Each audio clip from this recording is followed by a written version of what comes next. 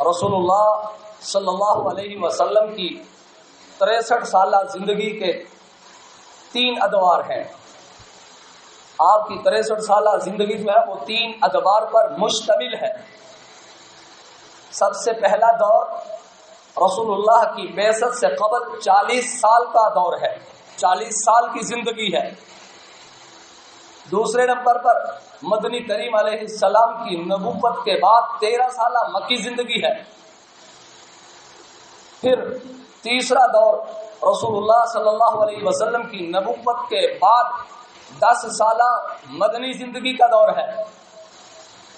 رسول اللہ کے بعثت سے قبل 40 سالہ زندگی کا تذکرہ یہاں سے ہم آج کی گفتگو کا آغاز کریں گے، اور اللہ کے دربار میں وہ دعا گو ہوں کہ مالک کائنات شرح صدر کے ساتھ مجھے گفتگو کرنے کی توفیق عطا فرمائے۔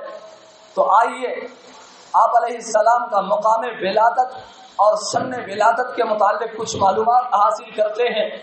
رسول اللہ کی ولادت مبارکہ ربیع الاول کے مہینے میں مکہ مکرمہ میں ہوئی۔ اللہ تعالیٰ نے آپ صلی اللہ علیہ وسلم کی ولادت کے لیے مکہ مکرمہ کا انتخاب کیا، جو ساری کائنات میں سب سے زیادہ افضل ترین زمین ہے۔ سن ولادت عام الفیل، جس میں کفریہ قوتوں کو ختم کیا گیا، ماہ ربیع الاول میں ولادت ہوئی۔ ربیع الاول سب سے اچھا ربیع کا موسم چنا۔ والد کا نام عبداللہ ہے جو بندگی سے ہے، والدہ کا نام آمینہ ہے جو امن سے ہے، خاندان کا نام ہاشم ہے جو کھانا کھلانے اور سخاوت کو ظاہر کرتا ہے، رضائی والدہ کا نام حلیمہ ہے جو بردباری کی علامت ہے، ان کے خاندان کا نام بنو سعد ہے جو سعادت کی علامت ہے۔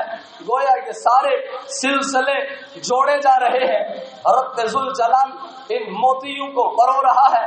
یہ سب اتفاق نہیں بلکہ اشارہ اس بات کی طرف ہے کہ آنے والی ذات کوئی معمولی ہستی نہیں، آنے والی ذات کوئی معمولی شخصیت نہیں، آنے والا صاحب کوئی معمولی انسان نہیں ہے، بلکہ محبوب خدا ہے، امام الانبیاء ہے، خاتم النبیین ہے، محمد الرسول اللہ ہے۔ اس لیے اللہ نے یہ سارے سلسلے جوڑے، یہ ساری کڑیاں جوڑی، اور آپ کی ولادت کی رات شام کے محلات کو روشن کر دیا۔ ایوان کسرا کے 14 کنکروں کا گر جانا، فارس کا آتش کدا جس کی آگ 1000 سال سے جل رہی تھی اس کا بجھنا، یہ سب آپ صلی اللہ علیہ وسلم کی آمد کی نشانیاں تھیں۔